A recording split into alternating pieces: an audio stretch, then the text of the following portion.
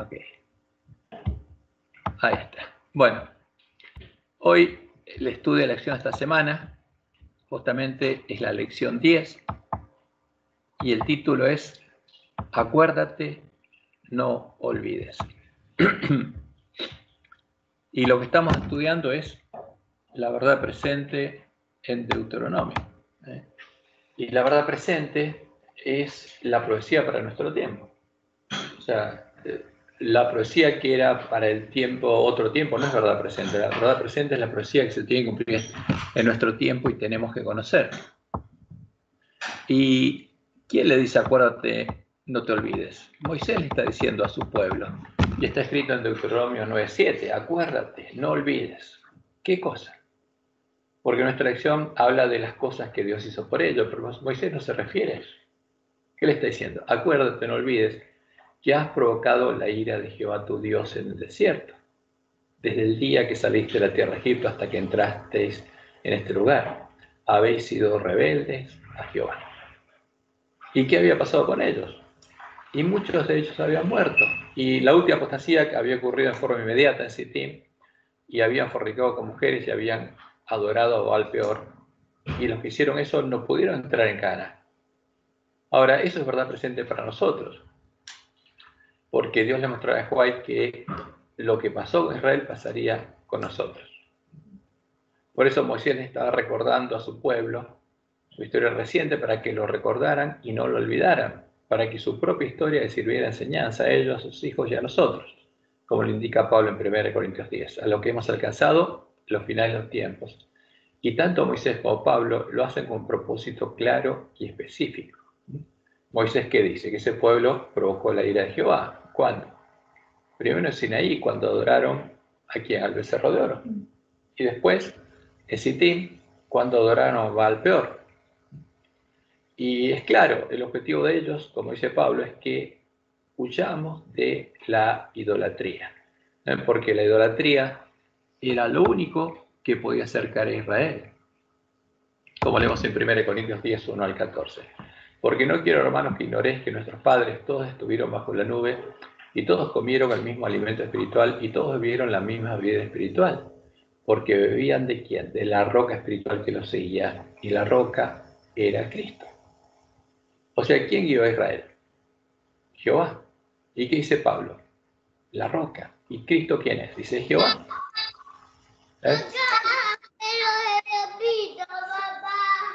Hola Sofi, llegó Sofi. Y estas cosas les acontecieron como ejemplo y están escritas para mostrarnos a nosotros, dice Pablo, a los que han alcanzado los fines de los siglos. Por tanto, amados míos, huí de la idolatría. ¿Y Pablo sabría lo que pasaba? Sí. Ahora, si alguien adora a un Jesús que no es Jehová, que no es la roca, es un ídolo. Ese es el tema. O sea, ¿quién es Cristo para nosotros? Por eso dice a los cristianos de Corinto, que estaban acostumbrados a las cosas sacrificadas a los ídolos, que huyan de la idolatría y no se creen otro Jesús distinto del que él les había predicado. Y sigue diciendo en los versículos 19 al 21, ¿qué digo pues? ¿Que el ídolo es algo o que sea algo lo que sacrifican los ídolos? Antes digo que lo que los gentiles sacrifican, a los demonios lo sacrifican y no a Dios. ¿A quién adoran? A los demonios. Y no quiero que vosotros os hagáis partícipes con los demonios. No podéis beber la copa del Señor y la copa de los demonios. No podéis participar de la mesa del Señor, del Dios de Israel, y de la mesa de los demonios. Y ese era un tema muy importante. O sea, ¿por qué ellos amonestaban al pueblo? Porque la idolatría, que es la adoración de Satanás y los demonios, mediante la adoración de imágenes, la adoración de los ídolos de la Gran Babilonia, era lo único que los podría separar de Jehová. Es lo único que podía invalidar el pacto, como Dios se lo dijo a Moisés, y está escrito en Deuteronomio, y hacer que él procediera con ira, se alejara de ellos y lo dejara en manos de Satanás y los demonios, lo que ellos habían elegido adorar. Como leemos que en Deuteronomio 31, 16 al 18, que Jehová le dijo a Moisés, y Jehová dijo a Moisés, he aquí tú vas a dormir con tus padres, y este pueblo se levantará y fornicará tras los dioses ajenos de la tierra donde va para estar en medio de ella, y me dejará. ¿Quién dejaría a quién? Israel dejaría a Jehová. Sería detrás de otros dioses, e invalidaría el pacto, porque es como un pacto de matrimonio. Entonces lo dejaría e invalidaría el pacto que he concertado con él, y se encenderá mi furor contra él en aquel día. O sea, ¿cuál sería la ira de Dios? ¿Los quemaría vivos? No. Ellos lo habrían abandonado, entonces él dice, los abandonaré y esconderé de ellos mi rostro y serán consumidos, y vendrán sobre ellos muchos males y angustias, y dirán aquel día, no me han venido estos males porque no está mi Dios en medio de mí. ¿Por qué los protegía? Jehová. Y si se iban con otros dioses, ¿qué pasaría? Y esos dioses tendrán que protegerlos. Pero ciertamente yo esconderé mi rostro en aquel día por todo el mal que habrán hecho por haberse vuelto a dioses ajenos. Y en Deuteronomio 32, 16 al 20,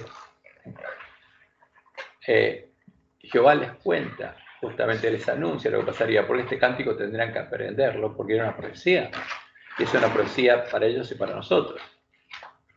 ¿Qué dice el cántico? Le despertaron a celos con los dioses ajenos, lo provocaron a ira con abominaciones. Cuando Dios habla de abominaciones, está hablando de dioses. ¿Sacrificaron a quién? A los demonios, no a Dios. A dioses que no habían conocido, no a dioses venidos cerca, que no habían venido vuestros padres. De la roca que te creó te olvidaste. Te has olvidado de Dios tu creador. Y lo vio Jehová.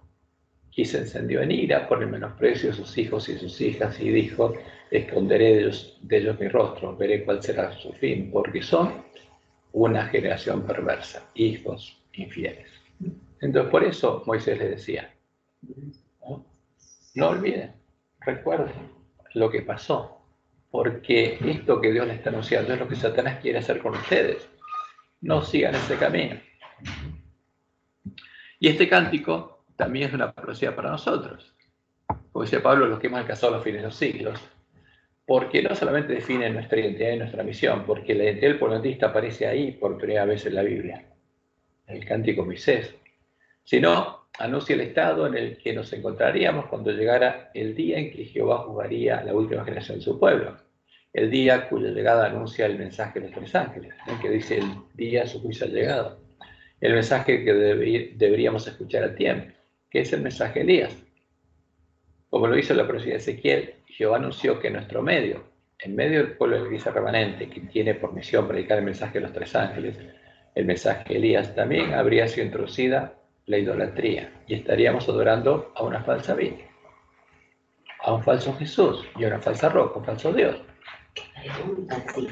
Y uno dice, bueno, ¿cómo? ¿Por qué? ¿Estaría pasando eso en medio del pueblo de Dios? Y sí, como Dios lo dijo, lo estaríamos confundiendo con Jehová, con la verdadera roca. Ahora,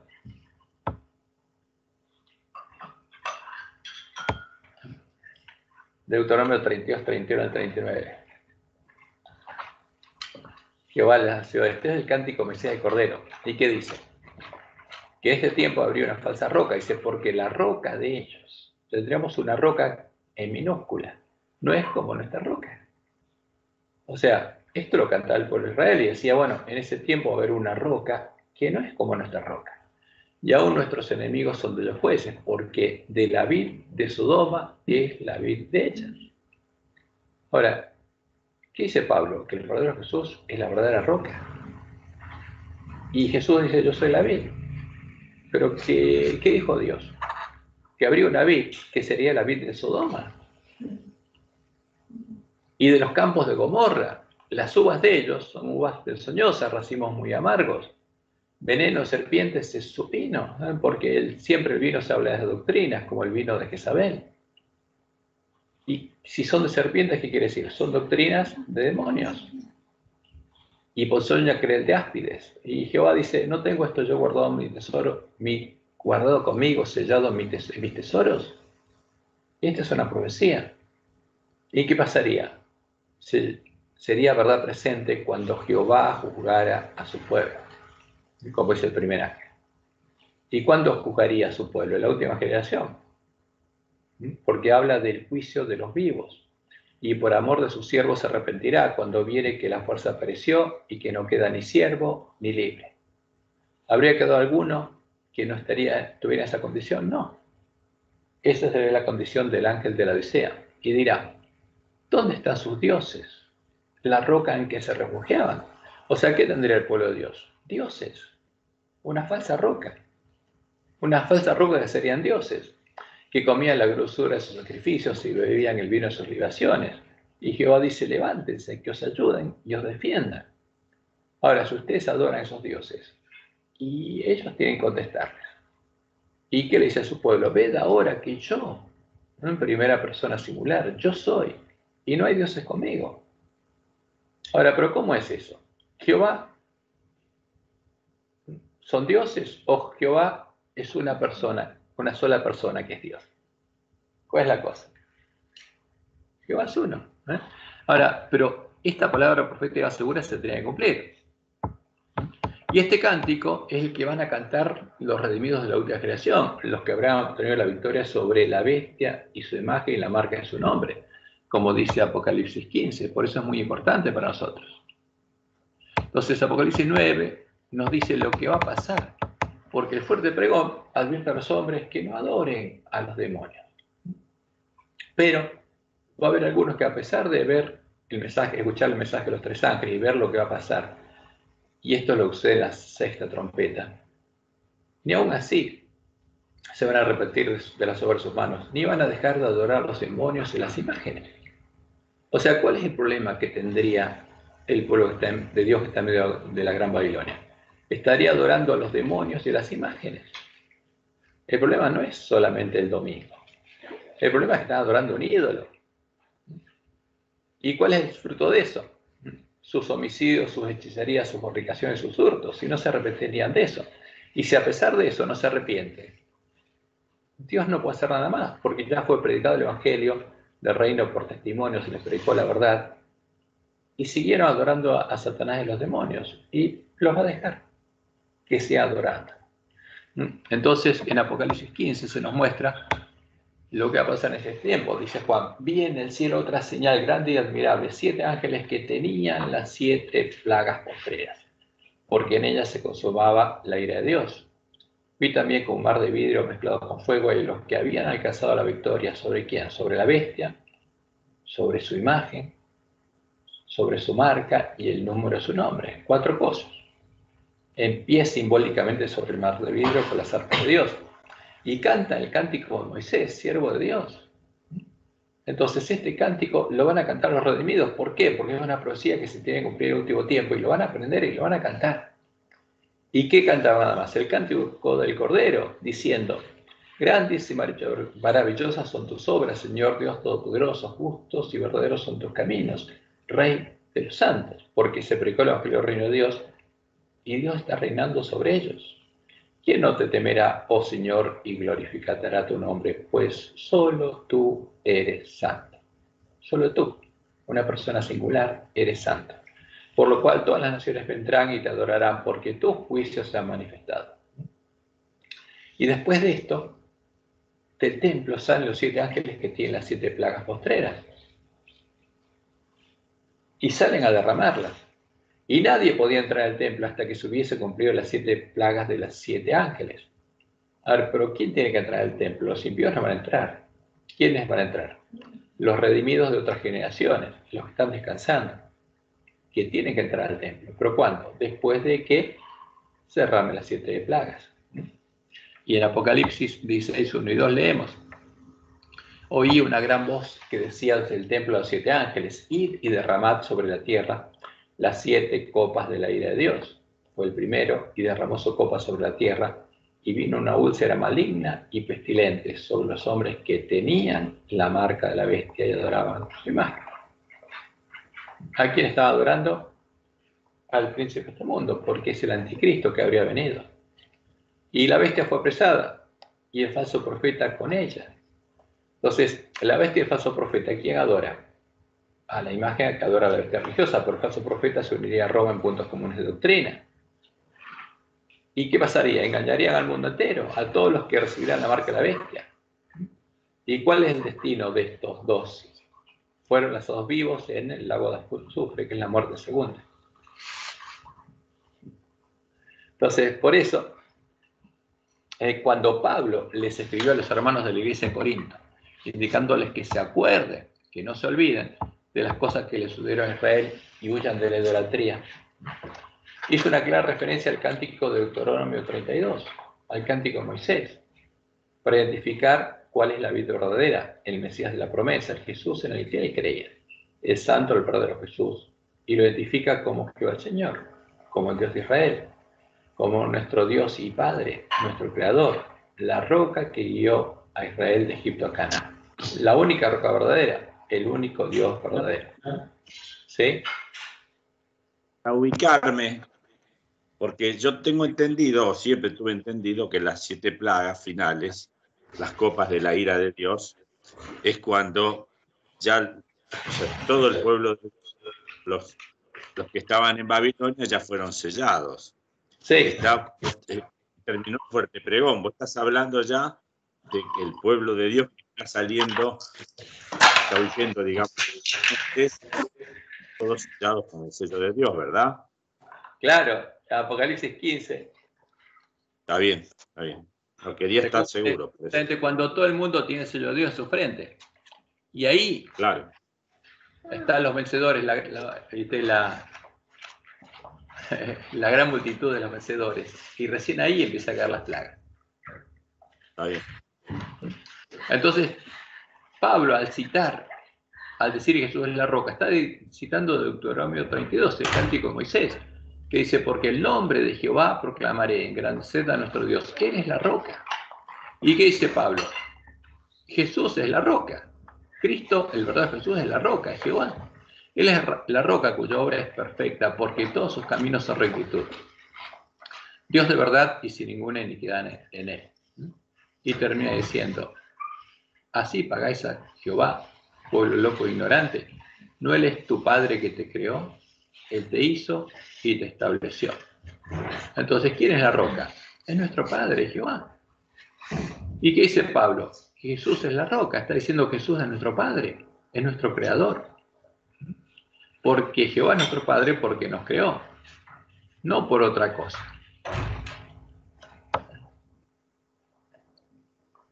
Y como dicen Deuteronomio 32, Él solo le guió. Y con Él no hubo Dios extraño. O sea, la roca que guió a Israel de Egipto a Canaán, ¿quién fue? Solo Jehová.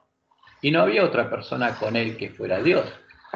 Como dicen en el versículo 39, ved ahora que yo lo soy y no hay dioses conmigo, unja sus ojos con colirio.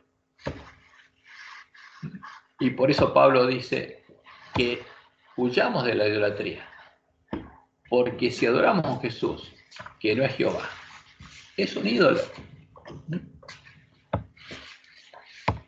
Porque Dios es claro que con Él no había otra persona que fuera Dios. Y cuando anunció la venida del Mesías, anunció que el Mesías sería ¿quién? El príncipe de paz no sería otro que la única roca. Jehová el Señor, el Dios fuerte, el Padre eterno, hecho hombre. Y significa eso claramente, que si nosotros adoramos a Jesús, que no es Jehová, estamos adorando a un ídolo. De Isaías 44, 6 al 8 dice lo siguiente. Así dice Jehová, Rey de Israel y su Redentor, porque Jehová se identifica como el Redentor de Israel y el Rey de Israel, como Jehová de los ejércitos. Yo soy el primero, primera persona singular, y yo soy el postrero. Y fuera de mí no hay Dios. O sea, yo soy una persona singular, y fuera de mí no hay Dios. Y termina diciendo, no hay Dios sino yo, no hay fuerte. No hay otra persona que sea Dios. No hay otra persona que sea fuerte, que tenga mi naturaleza. No conozco ninguno. Y Dios es muy claro para que no haya ninguna duda. Y entonces, ese niño que nacería y que llamaría su nombre Emmanuel, Dios con nosotros, ¿quién sería? Y el único Dios verdadero, no hay otro. Como leemos en Isaías 9:6, porque un niño nos es nacido, hijo nos es dado, y el principado sobre su hombro, y se llamará su nombre admirable, consejero, Dios fuerte, Padre eterno. ¿Quién es ese niño? El Padre eterno. ¿Y con Jehová había otra persona? No, nunca hubo otro Dios. ¿Quién es el verdadero Jesús? Es Jehová. No es un Dios hijo. El Dios hijo lo creó Roma. Jesús, el verdadero Jesús, es el Dios fuerte, el Padre eterno. Él sería el príncipe de paz. Y en Isaías 35:4, Dios lo dice claramente. Decid a los de corazón apocados, esforzados, no temáis, y de aquí que vuestro Dios viene con retribución, con pago. Dios mismo vendrá y os salvará. ¿Quién os salvaría? Dios mismo. ¿Quién? La única roca, Jehová. Por eso Isaías 43 dice, vos que clamas del desierto.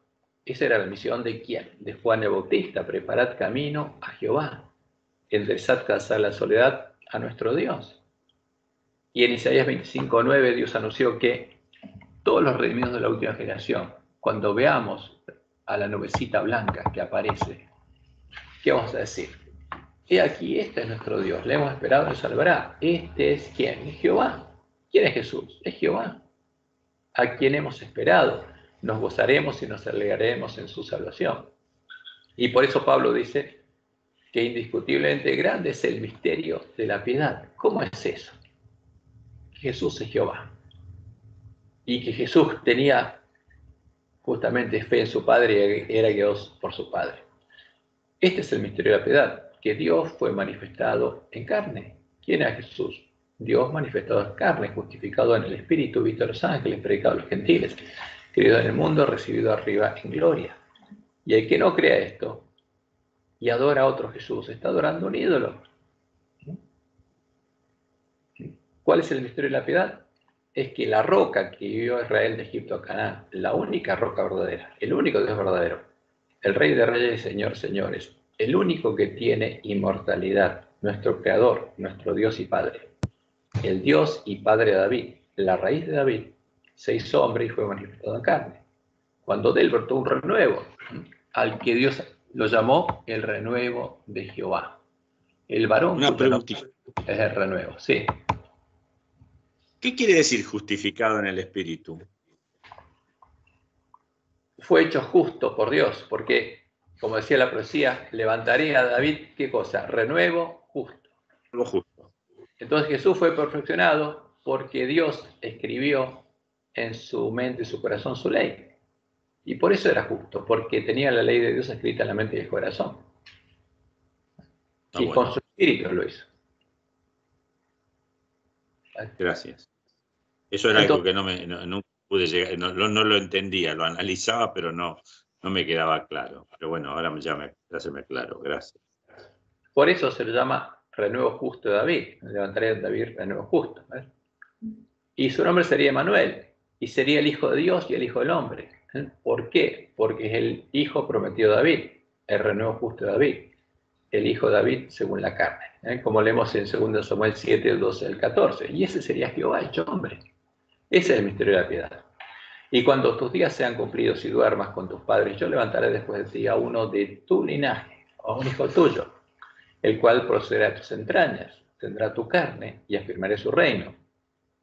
Él edificará casa a mi nombre. Él va a ser el que edifique el verdadero templo, porque el templo en que va a edificar Salomón y el templo del desierto son templos simbólicos. Y yo afirmaré para siempre el trono de su reino. Yo le seré al Padre y él me será a mi hijo. ¿Y de dónde saldría? La profecía de Miqueas 5:2 dice que nacería en Belén. De ti me saldrá a futuro el que será Señor en Israel. ¿Y este que me va a salir quién es? Es el Eterno. ¿Y quién es el Eterno? Hay uno solo. El renuevo de Jehová sería la piedra del ángulo del templo de Jehová, en el tiempo el nuevo pacto también, porque esa es la promesa. ¿Por qué? Porque Dios pondría su espíritu en él y haría la obra que prometió hacer en el nuevo pacto, escribiendo su ley en la mente y su corazón. Perdón. Rebobinando un poco, sí. Él decide que él se quiere llamar Padre y se quiere llamar Hijo. No, ese es nuestro Dios y Padre, es Jehová. Claro, pero porque... Jehová anuncia que él sería hombre como el hijo de David. Pero que es uno. O sea... Pero ahí habrían dos personas. Ese es el misterio de la piedad, dice Pablo. ¿Por qué? Porque cuando a Jehová le brotara un renuevo, habría un hombre cuyo nombre es Jehová. Pero sería un hombre. Y sería llamado el Hijo de Dios y el Hijo del Hombre. No es otro Dios que se hizo hombre, sino es Jehová que se hizo hombre. Claro. Y a él salió simbólicamente un renuevo. Hay un árbol y le sale una rama humana. No hay dos árboles, hay uno. Hay un solo Dios y está su rama humana, que es Dios mismo hecho hombre, Emmanuel. Entonces, fíjate lo que anunció en Zacarías 3, y se lo dijo a los que estaban reedificando el templo de Jerusalén. He aquí yo traigo a mi siervo el renuevo, y le llama el renuevo. ¿Por qué aquí aquella piedra que puse delante de Josué? Porque Josué no encontraba la piedra para el ángulo, para el templo, y Dios le mostró una piedra que ellos habían desechado, y esa le sirvió. Sobre esta única piedra hay 7 ojos. Ahora, los 7 ojos son los 7 espíritus de Dios, el Espíritu de Dios. Entonces, ¿esta piedra quién es? Es Jehová. He aquí, yo grabaré su escultura. ¿Qué dice? Porque Dios dice, voy a ser hombre y yo voy a perfeccionar al Mesías. Y cuando sea un cordero adulto y sin mancha, voy a quitar el pecado de la tierra en un día. Y en Zacarías 6, 12 al 13 le dice, así ha hablado Jehová a los ejércitos, diciendo, aquí, el varón, el hombre cuyo nombre se renueva Jehová, el cual brotará de quién, de Jehová, de sus raíces, y edificará el templo de Jehová. O sea, está hablando de un hombre que brotaría de Jehová y edificaría el verdadero templo de Jehová. Él edificará el templo de Jehová. ¿Y quién llevará gloria? A Jehová, porque es el templo de Jehová. Y él llevará gloria y sentará y dominará en su trono. O sea, pondrá su trono a este templo y habrá sacerdote a su lado. ¿Y quién es el sacerdote? Es Jesús. Y consejo de paz habrá entre ambos. Porque eso es lo que pasaría en el nuevo pacto. Y en Zacarías 10 se nos dice que de Jehová saldría la piedra aislar. ¿Brotaría de quién? De Jehová. Y en Salmos 89, 26 y 27 se nos está la profecía que habla que el Mesías quedaría. Él dice Jehová, él me clamará, mi Padre eres tú, mi Dios y la roca de mi salvación. Yo también le pondré por primogénito, el más excelso de los reyes de la tierra. Entonces, habría un hombre que sería el Mesías y no sería el único hijo de Dios porque sería el primogénito. ¿Qué quiere decir? Si es el primogénito, Dios engendraría otros hijos que serían como él. ¿Pero por qué sería el primogénito? Porque la promesa es que habría otros como él. Ese es el pacto de Dios con Cristo, porque Jesús vería el linaje. Y él sería el primogénito del simiente de la mujer, el primogénito entre muchos hermanos, como dice Pablo. El primer hijo de Adán, hijo del hombre, que tendría la ley de Dios escrita en la mente y el corazón. Como leemos en Isaías 4:12. En aquel tiempo, el renuevo de Jehová, ¿no? El Mesías será para hermosura y gloria, y el fruto de la tierra, o sea, sus hermanos, para grandeza y honra a los sobrevivientes de Israel. Y en Salmo 48 está el anuncio de por qué el Mesías haría la voluntad de Dios. Y le agradaría hacerla, me complazco en hacer tu voluntad, oh Dios mío, y tu ley está en medio de mi corazón. Ahora, ¿qué pasó? ¿Estaba en el corazón de Adán y sus hijos después del pecado? No. ¿Está en nuestro corazón? No. Pero la promesa de Dios es que como en Jesús, Él va a escribir esa ley en nuestra mente y en nuestro corazón si tenemos fe en el verdadero Evangelio. Y en Romanos 8, 28 y 29 leemos lo siguiente. Y sabemos que a los que aman a Dios, dice Pablo, todas las cosas les ayudan a bien. Esto es a los que conforme a su propósito son llamados, porque a los que antes conoció, también los predestinó para que fuesen hechos conforme a la imagen de su Hijo. O sea, ¿cuál es la promesa de Dios? Transformarnos a la imagen de Jesús, para que Él sea, ¿qué cosa? El primogénito entre muchos hermanos. Ese es el Evangelio. Ese es el verdadero Evangelio en que creía la iglesia primitiva. Y eso es lo que Dios estaba haciendo en ellos. Ahora, Pablo es muy claro. Pablo no creía que hubiera 2 o 3 personas que tuvieran la misma naturaleza. Él es claro cuando le habla a Timoteo. Dice, te mando delante de Dios, que da vida a todas las cosas, y de Jesucristo, que dio testimonio de la buena profesión delante de Poncio Pilato, que guardes el mandamiento sin mácula ni reprensión hasta la aparición de nuestro Señor Jesucristo, la cual a su tiempo mostrará el bienaventurado y solo soberano. ¿Cuántos hay? Uno solo, dice, Rey de reyes y Señor de señores, el único que tiene inmortalidad. Ahora, ¿Jesús no es ese Rey de reyes y Señor de señores? Sí, es Jehová. Pero ¿cuántos hay que tienen inmortalidad? Uno solo, que habita en la luz inaccesible, a quien ninguno de los hombres ha visto ni puede ver, al cual sea la honra y el imperio sempiterno. Amén. Entonces estas son las cosas que quedaron en nuestras Biblias, que tendríamos que buscar, y que coinciden entre el Antiguo y el Nuevo Testamento, que es el testimonio coincidente de los dos testigos. Y por eso es verdad, porque en nuestras Biblias hay otras palabras que pusieron los sabios de Roma, que se apartan de una así dice Jehová. Y Pablo es claro, porque hay un solo Dios. ¿Cuántos hay para Pablo? Uno solo. Y Jesús dijo lo mismo. Esta es la vida eterna, que te conozcan a ti, el único Dios verdadero. Porque para Jesús tampoco hay otro Dios verdadero. Y hay un solo mediador entre Dios y los hombres, Jesucristo hombre, el varón cuyo nombre se renueva. Ahora, lo interesante es como Jesús termina hablando en el Apocalipsis, que dice, yo soy el alfa y el omega, el principio y el fin, el primero y el último. ¿Puede decir esto el Jesús de Roma? No. Porque si es hijo de otro Dios, no es el primero. Ahora, yo soy el primero y soy el último. O sea, como Dios, ¿quién soy? Yo soy Jehová. Y en Apocalipsis 22:16 dice, yo Jesús he enviado a mi ángel para daros testimonio de estas cosas de las iglesias. Yo soy la raíz, soy el padre de David y soy el hijo de David. Soy las dos cosas. Ese es el misterio de la piedad. Pero para Dios no hay nada imposible. Y Pablo lo remarcaba, ¿por qué? Porque sabía que vendría la apostasía y se manifestaría el hombre de pecado, y como Dios lo anunció por medio de Daniel, sería introducido en medio del pueblo de Dios un ídolo, la abominación desoladora. Y entre 2 Tesalonicenses 2, 1 al 4 dice, pero con respecto a la venida de nuestro Señor Jesucristo y de nuestra reunión con Él, nadie os engaña de ninguna manera, porque no vendrá sin que antes venga la apostasía. ¿A dónde? A la iglesia cristiana. Y se manifieste el hombre de pecado, el hijo de perdición. ¿Y qué haría? Se sentaría en el templo de Dios como Dios, haciéndose pasar por Dios. Por eso se lo llama el hijo del príncipe de este mundo. Porque lo que quiso hacer Satanás en el cielo, lo haría este hombre acá en la tierra. Y la profecía es clara, del Dios de sus padres no hará caso. El hombre de pecado, el obispo de Roma, adora a Jehová, ¿no? Honrará en su lugar a otro Dios, al Dios de las fortalezas. ¿Y cuál es el Dios de las fortalezas? El Dios de la bestia romana, el Dios de los poderosos, el Dios de Constantino. Adoraría a un Dios ajeno. ¿Y quién lo ayudaría a engañar al pueblo de Dios? Los apóstatas hicieran la obra de Balaam. Y lo tenemos en Apocalipsis 2:14.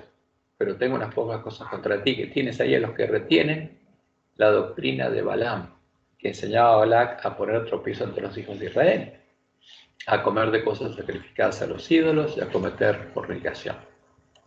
Ahora, y esto es historia. ¿Cuándo ocurrió esto? En el tiempo de Constantino, comienzo del siglo IV. ¿Qué pasó? El Dios de Constantino, el sumo pontífice romano, el sumo pontífice Isabel, recibió una visión. ¿De quién? Según él, de Cristo. ¿Y qué vio? A la imagen del sol con la cruz en el medio, dos imágenes a las que adoraban los paganos, porque la cruz era un símbolo de adoración pagano, y eso es lo que se introdujo en medio de la Iglesia de Roma, y de ahí surgió la doctrina de la Trinidad, que son las tres hipóstasis, como dice Roma, del ser divino el que ella adora, de Baal, del sol, y las representa así. Pero esa es la falsa roca que son dioses. Ahí apareció la falsa roca que son dioses. ¿Por qué? Porque Roma trata de hacer que creamos que este es Jehová. Pero no es Jehová. No es el Dios de Israel. Este es un ídolo. Y todas las variantes de esta doctrina es lo mismo. Por eso Jesús anunció que esta mujer Jezabel enseñaría y seduciría a sus siervos a fornicar y a comer de cosas sacrificadas a los ídolos, y que el que tuviera esa doctrina llegaría a conocer las profundidades de Satanás.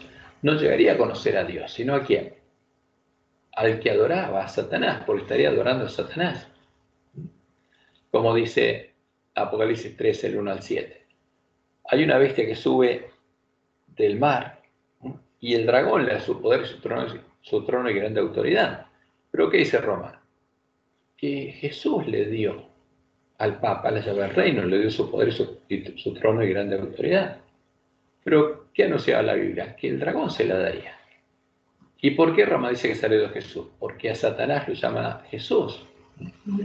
Y abrió su boca en blasfemias contra el Dios verdadero, para blasfemar de su nombre, de su tabernáculo, que era la iglesia primitiva de Dios que mora en el cielo, a los que persiguió y asesinó.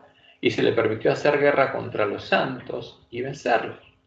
Y por eso pudo echar por tierra el lugar santuario de Dios y la verdad.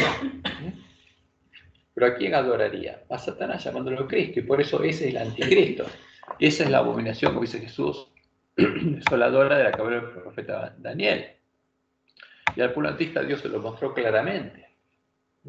Estas son citas de eventos de los últimos días. La primera, y dice Elena, nos acercamos al fin de la historia de esta tierra, y Satanás está trabajando como nunca antes.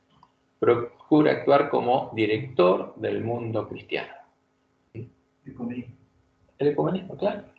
Porque hay un plan divino para el que trabajan esas iglesias. Porque trabajan para un Jesús. Y dice Elena, desea abarcar todo el mundo en su confederación, ocultando su deformidad bajo el manto del cristianismo, se arroga los atributos de un cristiano y pretende ser Cristo mismo. ¿Quién? Satanás. Satanás se apareció a Constantino como si fuera Cristo. Y ahora busca que todo el mundo lo adore. Pero como Dios les mostró a ella en el conflicto del siglo para 503, a ver, los cristianos estarían adorando a dos cosas diferentes. Y algunos estarían cometiendo un pecado horrendo, y el mensaje del tercer ángel tiene que amonestarlos contra este pecado, dice ella.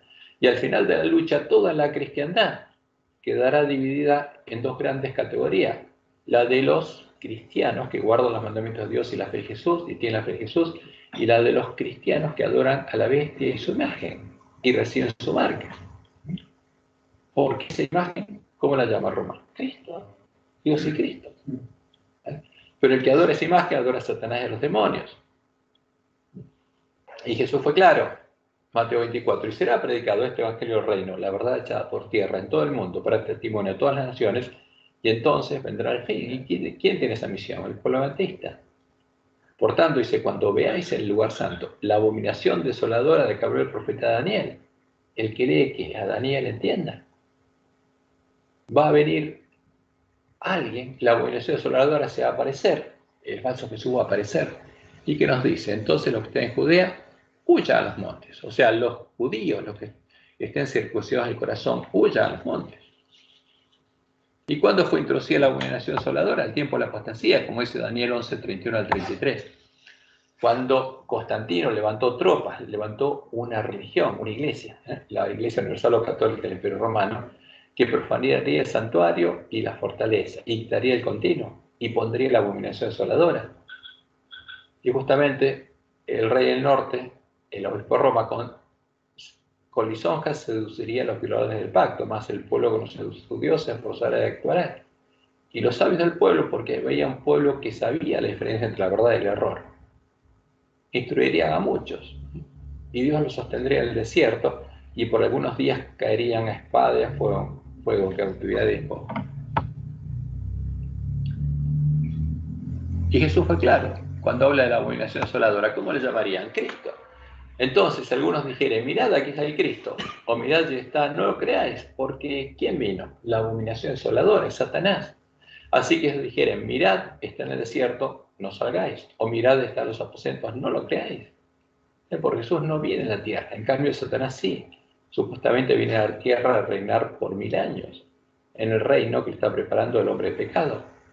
Porque como el relámpago que sale del oriente se muestra hasta el occidente, así será también la venida del Hijo del Hombre.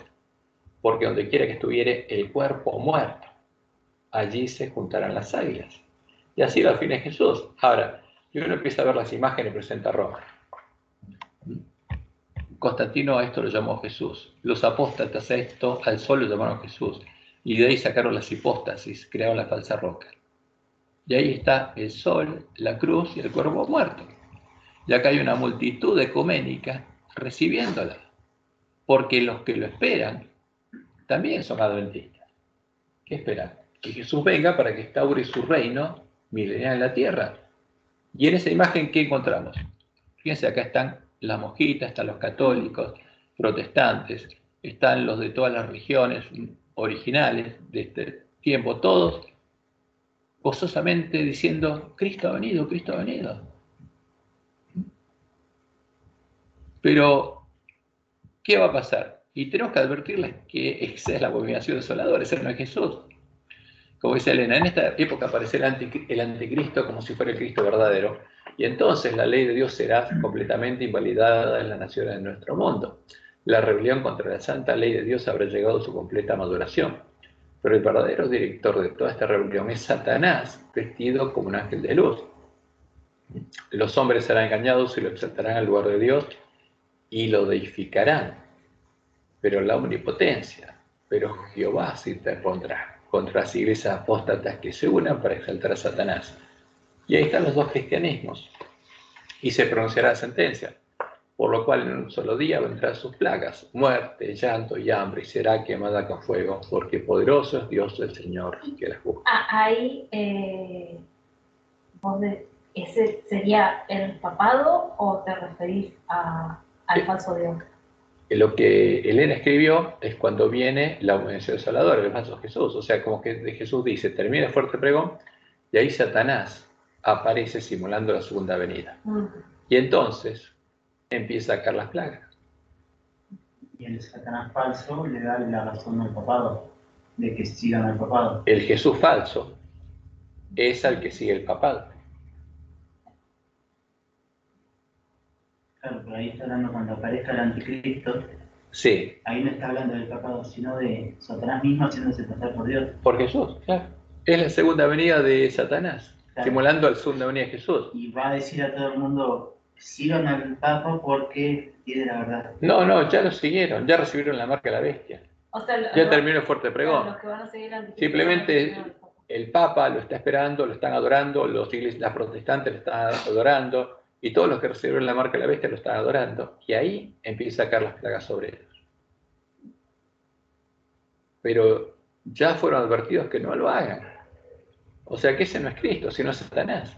Y hay que decírselo claramente. A lo que adora la bestia, el falso profeta, las iglesias protestantes caídas, no es a Jesús, no es a Jehová, es a Satanás y a los demonios. Por eso es que ahora hablan tanto de la segunda venida a las otras iglesias. Pensá que cuando yo me hice dentista, hace unos cuantos años, porque está soltera, cuando yo hablaba de la segunda venida, todos me decían que estaba loca, que ella era pavada, dicen los católicos, hasta los protestantes, pues yo iba a la iglesia protestante, me decían, ¿qué decir? ¿Qué están diciendo?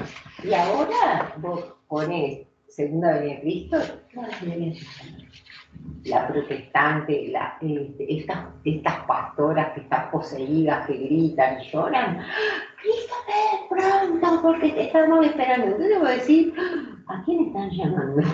No es a que nosotros decimos Jehová. Están llamando al falso Cristo, al mismo Jesús Pez de los jóvenes adventistas y otros jóvenes que bailan. Todos los que adoran al mismo Dios ecuménico.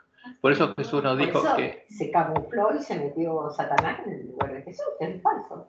Ajá. Entonces, Dios nos dijo claramente, cuando se empezaran a unir estas iglesias y se unían puntos comunes de doctrina, ¿es para qué? Es para preparar el ejército de Satanás, porque después saldría a buscar los reyes de la tierra.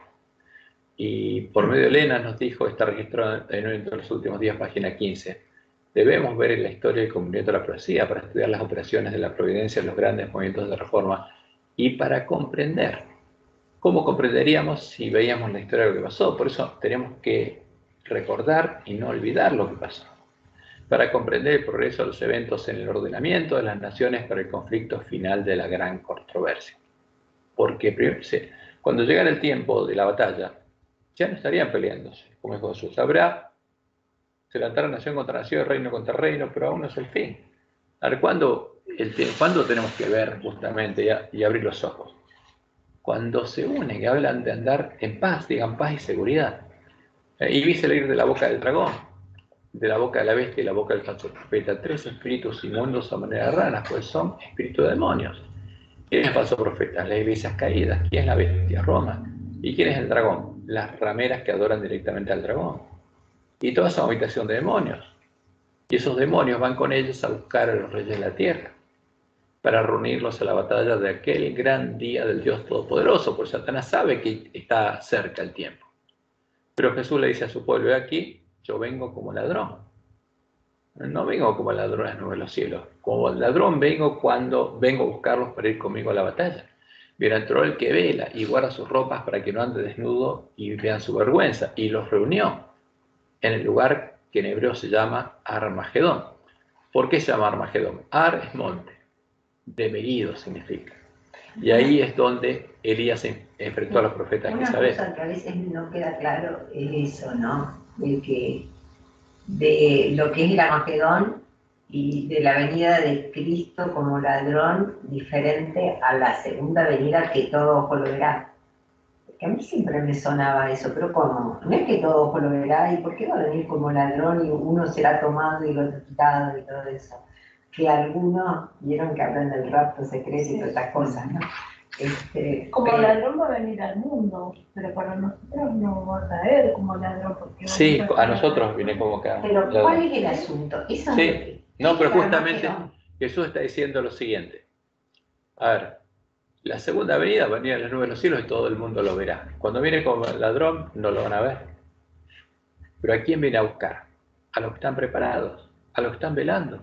Y los lleva a la batalla. Por eso en Apocalipsis 7, 12 al 14 está diciendo que los 10 cuernos del dragón son 10 reyes que tienen el mismo propósito. Cuando llegue el tiempo entregarán su poder y su autoridad a la bestia religiosa, porque las rameras lo van a buscar y ellos se unen a ellas.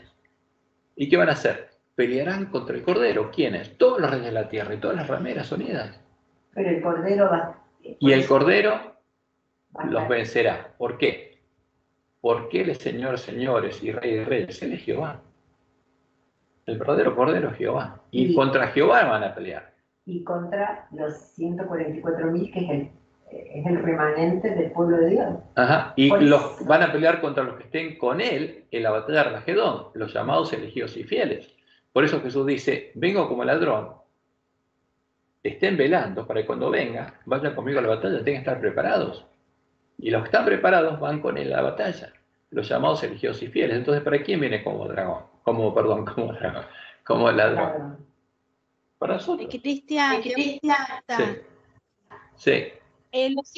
Los 144.000 son, obviamente salen de la iglesia adventista y son las vírgenes que no estuvieron mujeres o algo así, ¿no? Las personas. Pero entonces, ¿qué son todos hombres? ¿Cómo? Es un símbolo. Es genérico. Es un... Eva es de raza hombre. No existe la raza Sí, claro. mujer. Todos somos hombres. Claro. Hijos de Adán. Por eso yo me... Ay, Dios mío, estoy afuera. No, pero por eso es que la iglesia adventista No te cambies de va a género. ser muy atacada por Satanás. Porque Satanás sabe. que Sería atacada, ya fue atacada. Sí, pero sería cada vez más. Cada vez más. ¿Y por qué? Porque los 144 van a... Ahora, la batalla de Armagedón es el tiempo de la predicación del fuerte pregón. Antes de esa batalla, la batalla está ¿dónde? En medio de la iglesia adventista. Porque ahí está la definición de quién va a ser trigo y quién va a ser cizaña. Como está pasando ahora, digamos. Sí, ahora el conflicto está en la iglesia adventista, no en el mundo. Porque en el mundo no se está predicando el fuerte pregón, no se va a predicar hasta que llegue el día de la batalla y Jesús vaya con su pueblo a predicarlo. Por eso que cuando ves problemas en la iglesia adventista, más allá de desalentarte, al revés, tienes que decir, se está cumpliendo la profecía, es ahí donde tengo que estar. No es como uno dice, no tengo que estar. No, ahí tengo que estar, porque Dios quiere que estemos ahí, pero que estemos despiertos. Entonces la batalla es ahora para ver quién va a ser parte de la cosecha del verdadero Jesús y quién parte de la cosecha de Satanás y los demonios. Ese es el tema. Por eso el conflicto más grande ahora no está en el mundo, está en la iglesia adventista. Porque cuando llegue el día de la batalla, ahí van a ser separados el trigo del cizaña. Ya está definido el destino de quién es trigo y quién es A cizaña. mí lo que no me queda claro es si él va a venir como en cuerpo. No. Satanás. Satanás. A Satanás sí, sí. Va a pasar por Satanás sí, pero ¿Sí? ya va a ser, ya Cuando viene Satanás ya todo se definió. ¿Entendés? Todo O el sea, mundo. ya estamos sellados, digamos. Claro, a esa altura, a esa altura. Mira, hay dos periodos de prueba. La prueba es para el pueblo adventista, que es antes de ir con Jesús a la batalla. Tiene el cuadrito ahí. Porque, fíjate, cuando Jesús viene acá, lleva a los que están preparados. A las vírgenes sensatas, no, deja de llamarlas. Como dice, te vomitaré de mi boca, te dejaré de llamar. Entonces, el problema más delicado ahora es para quién? Para el ángel de la Odisea. ¿Por qué? Porque es desventurado, miserable, pobre, ciego, está desnudo y no lo sabe. ¿Y a quién? Está confiado. ¿Y a quién está llamando Jesús ahora? El ángel de la Odisea, no el pueblo que está en Babilonia. El pueblo que está en Babilonia lo va a llamar durante el fuerte pregón. Ahora, ¿qué le dice el ángel de la Odisea? Ojalá fueras frío o caliente. ¿Qué significa frío? Estuvieras muerto. Ahora, el que está en medio de Babilonia está muerto, no tiene vida. Ojalá estuvieras en otro lado, o caliente, que estuvieras despierto y caminando rumbo a la ciudad de Dios. Pero estás tibio o estás dormido. Entonces, el problema es para el pueblo adventista, porque el tiempo de prueba del pueblo adventista, y Dios lo dijo claramente, es ahora. Cuando viéramos la señal de los tiempos, ese sería el tiempo de prueba del pueblo adventista, porque cuando Jesús venga a buscarnos como ladrón, y empieza el tiempo de angustia, y veamos las señales que empezó el tiempo de angustia, y tengamos que ir a predicar fuerte pregón, ya estará definido el destino de todos los adventistas. El tema es que ahora se define el tiempo digamos, el destino de cada uno de los adventistas. Por eso, Elena fue clara, Evento de los Últimos Días, página 220. Los que han sido miembros de la misma familia son separados, porque va a haber en una misma familia personas selladas y personas que no. Se coloca una señal sobre los justos, y serán para mí especial tesoro, ha dicho Jehová de los ejércitos, porque es el tesoro de Jehová. ¿Quién va a la batalla? El Rey de Reyes y Señor de Señores, Jehová. ¿Con quién? Con su ejército. En el día en que yo actúe, y los perdonaré como el hombre que perdona a su hijo que le sirve. Y dice ella, los que han sido obedientes a los mandamientos de Dios se unirán con el grupo de los santos de luz. Ellos entrarán por las puertas de la ciudad, porque Dios le mostró a Elena esa visión del camino angosto que termina en la ciudad de Dios. Y los que recorren ese camino angosto entran por esa puerta y pasan a ser parte de la esposa del Cordero. Y tendrán derecho al árbol de la vida. El uno será tomado en ese momento, cuando Jesús viene como ladrón. Su nombre estará en el libro de la vida, mientras que otros con los cuales se asoció tendrán la señal de la eterna separación de Dios. Ya está. Ahora, pero Porque no leyeron el Evangelio mientras estuvieron... lo rechazaron, porque el ángel de Odisea no lo conoce, pero lo va a escuchar. Así lo tenés. Entonces, cuando alguien rechace entrar por la puerta estrecha y entre por la puerta ancha, va a tomar una decisión consciente. Y si entra por la puerta ancha, no recibe el Espíritu de Dios, sino se hace habitación de demonios, se hace parte de la sinagoga de Satanás. O sea, lo que pienso que el pueblo de Dios realmente tiene que estar activo, porque si no, o sea, Es van que para el otro bando y ustedes es un tema dormidos, muy ya delicado. adormecidos. Ahora, Activo. Pasa que mientras sos inconsciente, Dios te cuenta, pero una vez que vos ya sabes, tenés que tomar una decisión consciente, te vas para un lado o para el otro, O estás sea, para no un lado o para el otro, ir a no la podés iglesia y escuchar. seguir. tenemos, ahora, es tema de vida y muerte. Por eso Dios no solamente le dijo a Israel, a nosotros nos dice, acuérdate, no olvides la historia del pueblo adventista. Porque ¿qué pasó en la iglesia adventista? Si hay un conflicto, cuando Dios levantó a su pueblo, ¿hubo un conflicto con el pueblo adventista? Sí, se manifestó. Debemos acordarnos y no olvidar que estamos en medio del gran conflicto y que Satanás y sus ángeles usaron todos los medios disponibles para hacer caer al pueblo de Israel, apartarlo de Jehová e impedir que entrara en la tierra prometida. Y que eso es lo que ellos y los siervos de Isabel estarían haciendo en nuestro tiempo y en nuestro medio, en medio de la iglesia adventista, para impedir que Jesús tuviera un ejército preparado para ir con él a la última batalla. Por eso, como Dios le mostró a Elena, una parte de la historia de Israel, lo que sucedió con ellos desde que salieron de Egipto en la primera Pascua, y Egipto es el tipo de las iglesias caídas, hasta que entraron en Canaán, que es el tipo del reino y el lugar santuario de Dios, los lugares asolados, se repetiría con el pueblo adventista la historia. O sea, que tenemos que observar qué pasó con ellos, porque con nosotros pasaría lo mismo. Ahora, ¿qué pasó con el pueblo adventista? En el tiempo de Elena se manifestó la que ella llamó la apostasía alfa, una apostasía del pueblo adventista. Y en ese tiempo, luego de molestar a su pueblo en repetidas ocasiones, como sucedió con el pueblo israelí en Cádiz, Dios le indicó a Elena que dejaría esa generación del desierto y no entraría en el antitipo de Canaán, no entraría en su reposo. ¿Pasó eso? Sí. Y también le mostró lo que estaría ocurriendo en medio de su pueblo cuando llegara el tiempo de la última generación, en la que como fruto de la obra de los lobos que habrían venido a nosotros vestidos de ovejas, se desarrollaría una nueva apostasía, la apostasía omega. Y justamente ella nos dejó escrito la advertencia de que en medio de la iglesia habría una nueva apostasía. Habría Y que iba a ser terrible. a nosotros, o sea, entre nosotros. Entre nosotros, Los lobos esa mentira. ya abrió a nosotros, está en medio nuestro. Y la mayoría son pastores. Porque ¿cómo guiarían por la adventista? Tenía que hacerse ministros adventistas. Por eso los adventistas debíamos recordar y no olvidar. Lo sucedió en la historia de Israel, que es el tipo. Lo que sucedió en Jerusalén antes de que llegara el tiempo de su segunda destrucción.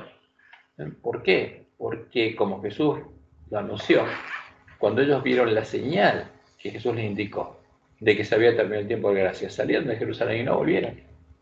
¿Y qué nos dice a nosotros? Cuando veamos la señal de que se terminó el tiempo de gracia por el pueblo adventista, salgamos de la iglesia adventista y no volvamos. ¿Y cómo nos daríamos cuenta? Porque Dios le mostró cuál es la señal, es la primera trompeta. Esas bolas de fuego que van a caer cuando llegue el tiempo de angustia y van a producir grandes incendios en todos lados. Y está escrito en los testimonios de ella. Ahora, no tenemos que olvidar lo que sucedió en tiempo de la apostasía del hombre pecado. ¿Por qué? Porque algunos adventistas le llaman parte de la iglesia de Cristo. Y eso es una locura.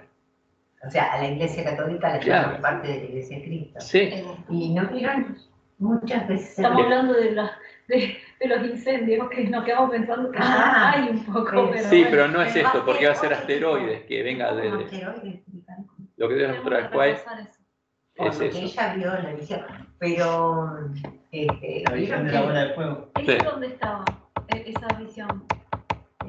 En varios libros está. Ah, Sí.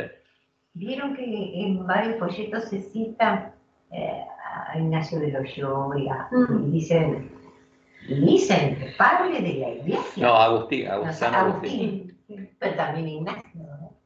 Pero San Agustín, por Bueno, ejemplo, San padre de Agustín. la iglesia. ¿De qué iglesia? ¿De la iglesia católica? Yo creí que En la Iglesia Católica, sí, la escuela sabática. Y en muchos sermones se predica sobre Agustín. Sí, No porque está marcada, por eso mismo. estudiarla para que vea lo que está entrando también. Ahora, pero volvamos un poco a la historia, así lo recordamos, porque por ahí mucha gente no lo conoce. Ahora, Dios le mostró en la cual lo que había hecho los lobos vestidos de ovejas en la iglesia protestante. ¿Quién las hizo caer? Los lobos, los jesuitas. Y que vendrían a nosotros para hacer la misma obra, para impedir que cumpliéramos nuestra misión. ¿Se acuerdan del padre Alberto Rivera, que había sido jesuita desde chiquito? Y estaban los cómics hechos, y él de chiquito cuenta toda la historia, como la madre lo lleva y todo, hasta que se hace grande, y después él sale de la iglesia, pues es como que se hace protestante. Pero él cuenta cómo fueron infiltradas las iglesias, cómo los jesuitas infiltraban y mandaban infiltrar, inclusive con mujeres también. Y sin ser adventista él, nunca fue adventista. A lo sumo se hizo protestante hasta que lo envenenaron. Él sabía que en cualquier momento lo iban a matar porque le habían dicho. Pero él dice, una de las primeras iglesias en ser, digamos, Infiltrada. sí, era la metodista y la adventista. Lo nombra en la revistita. Yo cuando lo leí, decía, Pero ahí hay muchas cosas Y un montón que de- no son verdad. bueno, pero Porque las iglesias protestantes cayeron en 1844 y habían sido infiltradas mucho antes. bueno, pero La única él- que infiltraron ahora fue la Él adventista. cuenta eso yo te lo digo como una persona protestante, ¿no? Sí, o sea, Pero de la misión que le dan. la misión Claro, que le dan, igual la misión le Lo que dan cuenta él es que meter- siguen enviando jesuitas a Claro. todas las iglesias, porque tienen que seguirlas controlando. Mm.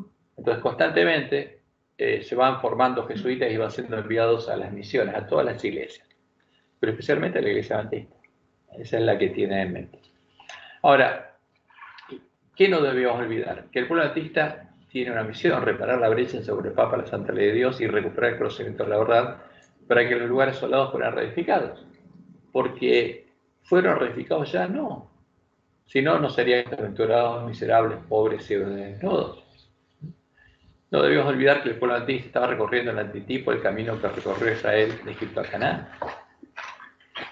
Y que la iglesia adventista ya se había manifestado la apostasía, porque ya se manifestó una apostasía.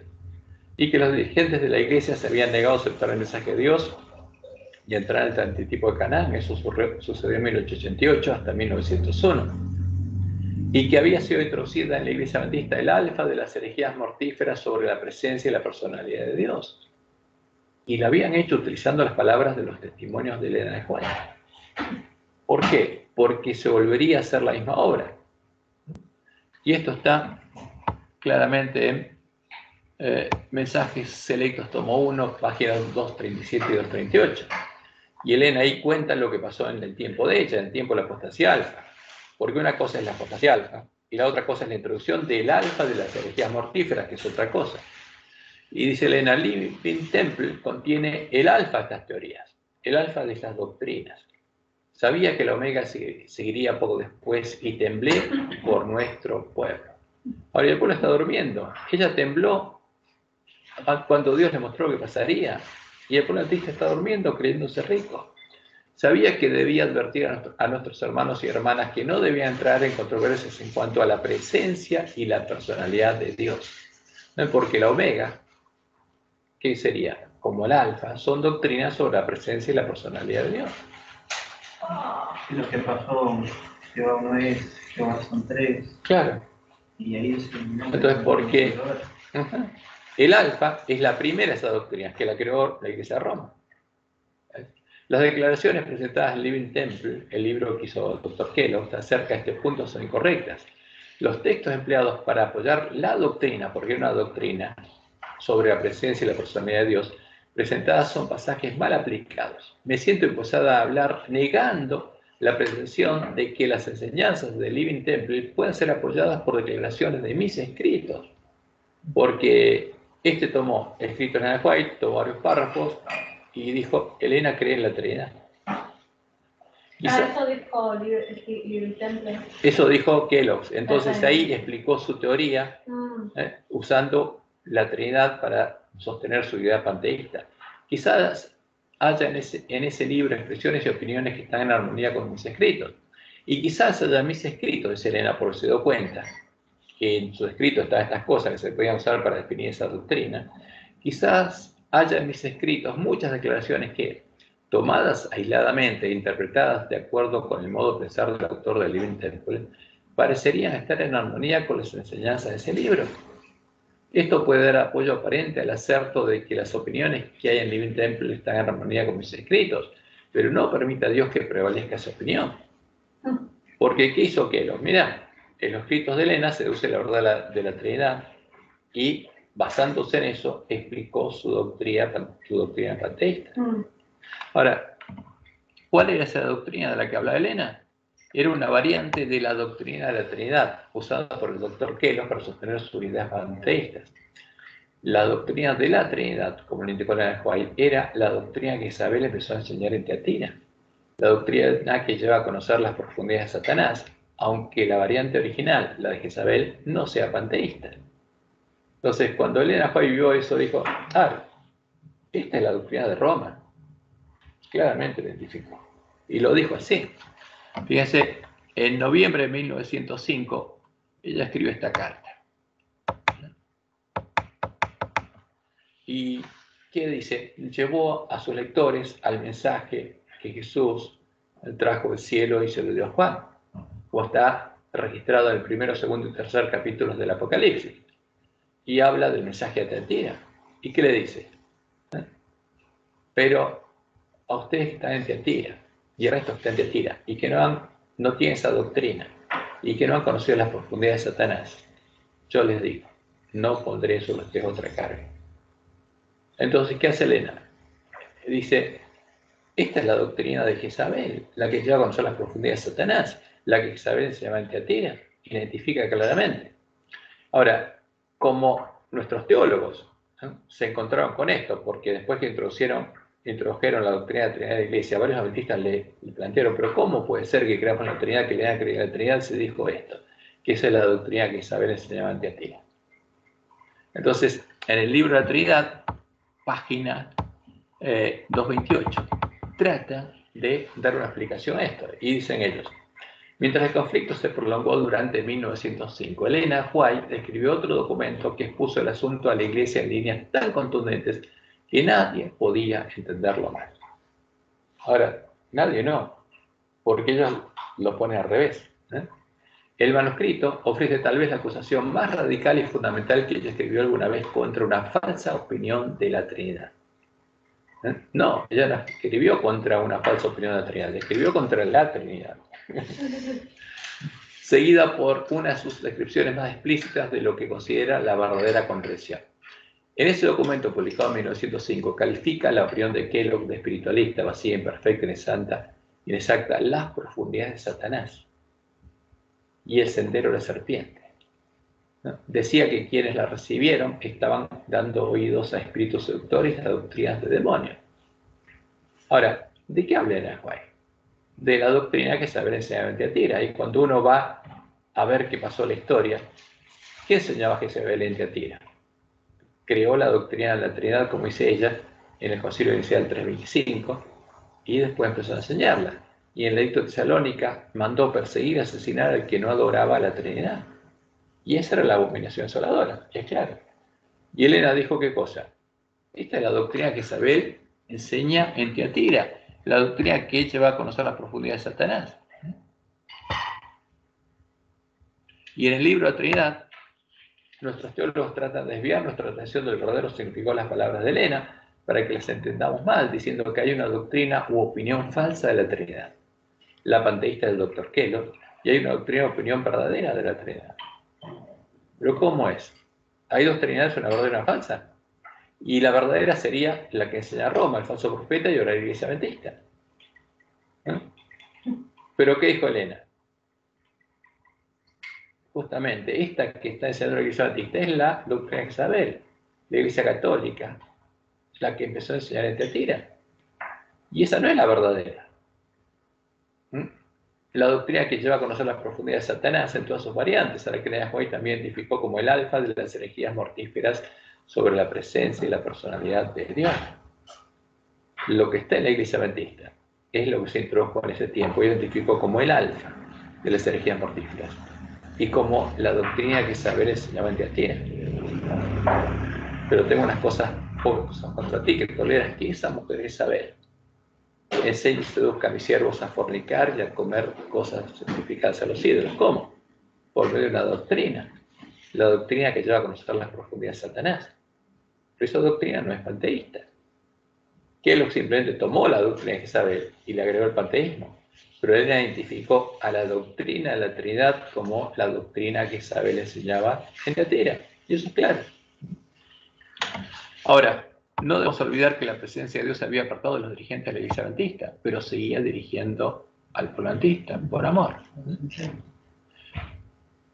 Estas son declaraciones de Elena que están en el evento de los últimos días. Dice, la voz de Battle Creek, la Conferencia General de la Iglesia Adventista, que ha sido considerada como autoridad para aconsejar cómo debiera hacerse la obra, ya no es la voz de Dios. O sea, Dios los dejó. La segunda cita. La iglesia se encuentra en estado laodicense. La presencia de Dios no está en su medio. Entonces, cuando la iglesia volviera a estar en el mismo estado, no sería Dios el que estaría guiando, sino los lobos vestidos de oveja, que a su vez son habitación de demonios. Entonces, Satanás, como Dios, hay otra cita, dice ella, habría tomado el control de la iglesia adventista. La próxima cita dice ella, han pasado algunos años desde que he considerado a la Asociación General como la voz de Dios. Ya no es la voz de Dios, no la considero la voz de Dios. 1898. La próxima es 1901. El hecho de que estos hombres debieran estar en un sitial sagrado como si fuera la voz de Dios al pueblo, como creíamos. Dice Elena, yo también creía que la Asociación General lo era. Es un asunto del pasado. No es la voz de Dios. O sea, cuando la iglesia estuviera en esa condición, esto se repetiría. Ahora, la Asociación General, como el martes estuvimos escuchando algunas cosas que dicen y hacen, o como ocurrió. ¿Eso lo tenés ahora acá o no?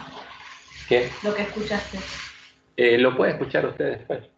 Ah, Pues son 2 videos. Y se dice, es manifiesto que el que los guía no es Dios. Ahora, la próxima cita, fíjense, pero esto es lo que iba a pasar, porque eso pasa con Ángel de Odisea, pero como en ese tiempo, dice ella, la iglesia ha fallado, tristemente fallado, en satisfacer las expectativas de su Redentor, y sin embargo el Señor no se retira de su pueblo, todavía lo soporta. Estaba en la condición de la odicense y todavía lo estaba llamando. ¿Y por qué lo soporta? Para que las agencias satánicas no puedan triunfar destruyendo al pueblo de Dios, porque eso es lo que quiere hacer Satanás. Y termina diciendo, si ellos oyen su instrucción, Él los limpiará de sus tendencias perversas, salvándolos con una salvación eterna y convirtiéndolos en monumentos eternos del poder de su gracia. ¿Y escucharon? No. Y por eso Dios le dio la orden a Elena de enfrentar la apostasía, de hacerle frente y sin demora. Y ella lo hizo, como leemos en el primer tomo, Mensajes Selectos, página 233. Se me ha instruido que hable con claridad, o sea, directamente, hazle frente. Es el mensaje que se me ha dado. Hazle frente, firmemente y sin demora. En el libro Living Temple se presenta el alfa de herejías mortíferas. La omega seguirá y será recibida. Ahora, en este tiempo, ¿la omega sería recibida? Sí, por los que no estén dispuestos a prestar atención a la amonestación que Dios ha dado. Y estas amonestaciones son para enfrentar esto. Ahora,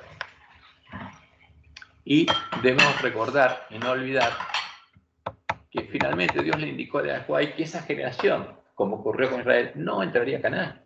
O sea que lo pasado con Israel se cumplió con el pueblo antista. No entraría en reposo de Dios y sería dejado en el desierto. Y ella lo dijo claramente. Después del último llamado a Dios en 1901, ella dice lo siguiente: tal vez tengamos que permanecer aquí en este mundo muchos años más debido a la insubordinación, como le sucedió a los hijos de Israel.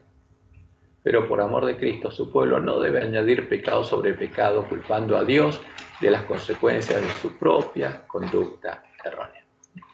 Entonces, esto es el antitipo de Cades Barnea. ¿Qué pasaría? En la última generación, el pueblo de Dios estaría en antitipo de Sittim. Y lo que ocurrió en Sittim se repetiría en la iglesia adventista. ¿Qué pasó en Sittim? Balaam aconsejó al rey enemigo enviar a las chicas para seducir, las servicias de Baal, para seducir a los miembros del pueblo de Israel. Le invitaron a sus reuniones y fornicaron con ellas y adoraron a Baal peor. Y los que hicieron eso no entraron. Por eso la profecía dice que los 144.000 son los que no van a hacer eso. Una pregunta, ¿vos decís que ya estamos en la profecía Omega? Sí, sí, claramente. Porque eso ocurriría mientras estuviéramos durmiendo. Cuando nos despertamos, nos damos cuenta de que eso ya pasó. Entonces, también tenemos que recordar que posteriormente hubo un sanatorio de la iglesia adventista, porque Dios se alejó de los apóstatas que eligieron seguir a Satanás, rechazó el mensaje y le indicó a sus siervos que se separaran de ellos. Y la iglesia adventista salió de Battle Creek, se separaron. Entonces, los que estaban en Battle Creek, los dirigentes, la tercera parte de los pastores, y se quedó con los dirigentes, y las 2 terceras partes siguió al pueblo adventista cuando se separó de Battle Creek. Y Dios le indicó claramente al pueblo adventista que no vaya más ahí porque él no estaba ahí, sino que eran habitación de demonios. Y le indicó, y claramente le indicó a los adventistas que no mandaran más a sus hijos, ¿a dónde? Al colegio Battle Creek. Porque no era la presencia de Dios la que se manifestaba ahí, sino otra. Ahora, y eso es muy importante. Y también Dios nos advirtió que cuando en la última generación estuviéramos en la frontera de Canaán, en nuestro medio se manifestaría la apostasía Omega. Como Israel en Sittim, los adventistas empezarían a fornicar con mujeres y serían introducidas en medio de nuestra iglesia el alfa y la omega de las herejías mortíferas sobre la presencia de la personalidad de Dios. Citas de Elena, Habrá entre nosotros mercenarios y lobos con piel de oveja, que tratarán de persuadir al rebaño de Dios a que ofrezcan sacrificios a otros dioses antes que a Dios. ¿Dónde pasaría eso? En la iglesia. Habrá espíritus seductores y doctrinas de demonios en medio de la iglesia. Como Dios nos dijo, veneno de serpiente es su vino. Y estas influencias malignas aumentarán. Pero aferrados al comienzo de vuestra confianza y permaneced firmes hasta el fin. Ahora, ¿qué se introdujo la Iglesia Adventista? El alfa, este es el alfa, no es el omega, este es el alfa de la doctrina de las herejías mortíferas sobre la presencia y la personalidad de Dios. Esta es la doctrina que Isabel empezó a enseñar en Teatira. Esta es la doctrina por la cual Roma adora a Baal, al dios Sol, adorando las tres hipóstasis de Baal, al dios Padre, al Sol Padre, al Sol Hijo, al Sol Espíritu Santo. O sea, adorar a la Trinidad, adorar al Dios Sol. Es adorar a Satanás y los demonios, porque el que tiene esta doctrina y conscientemente elige adorar a estas imágenes. Y Satanás tiene libertad de hacer con él lo que hizo con los apóstoles de la iglesia primitiva. Y llevarlos a conocer, primero hacer la habitación de demonios, hacerlos parte de su habitación y llevarlos a conocer sus profundidades. Ahora, pero esto es lo que Dios anunció. Fíjense, Ezequiel 8:16.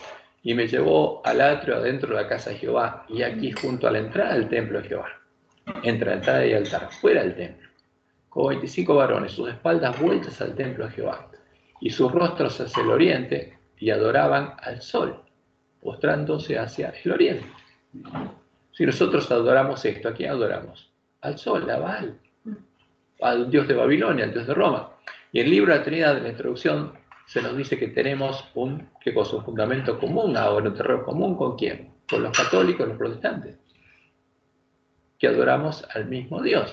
Ahora, pero esta es la arena, es la falsa roca de son dioses, no es Jehová. Por eso por ahí también dicen, somos todos hijos del mismo Dios, te dicen, de ese Dios sí. Claro, porque este es el Dios de la Gran Babilonia. ¿Cierto? Y como dice Ezequiel, en ese tiempo es cuando el pueblo de Dios sería probado y sellado. Y se le da la orden al varón vestido de lino de pasar por el medio de Jerusalén y poner una señal en la frente a los hombres que gimen y que claman a causa de todas las abominaciones que se hacen en medio de ella. O sea, porque esto pasaría cuando se hubiera desarrollado la apostasía alfa. Y como dice Elena, la iglesia parecería estar por caer, pero no caería, cumpliría su misión. ¿Qué significa esto? Que habría un remanente que entraría por la puerta abierta a Canaán y recorrería el camino angosto que le llevaría a la ciudad de Dios, a la Nueva Jerusalén, y entraría por sus puertas a las bodas. No quiere decir que toda la iglesia adventista se va a salvar. Al contrario, Jesús fue claro. Va a ser como los días de Noé.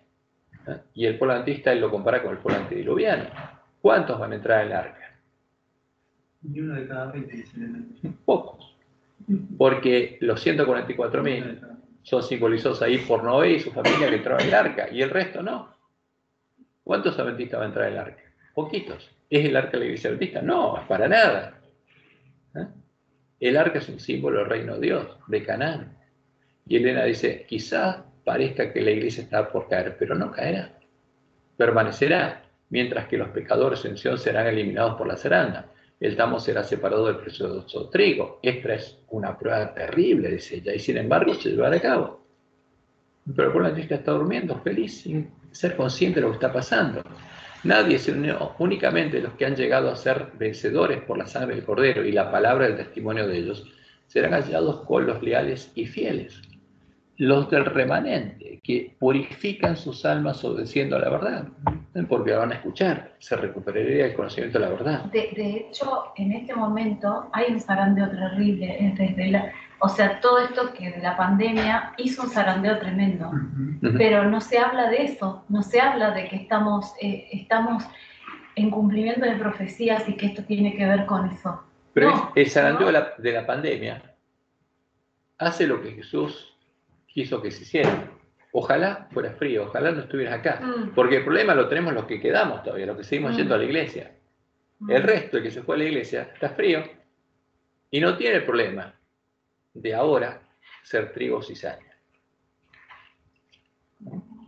Entonces los de remanente que purifican sus almas obedeciendo la verdad porque la van a escuchar, obtienen vigor del proceso de la prueba, exhiben la belleza de la santidad en medio de la apostasía circundante.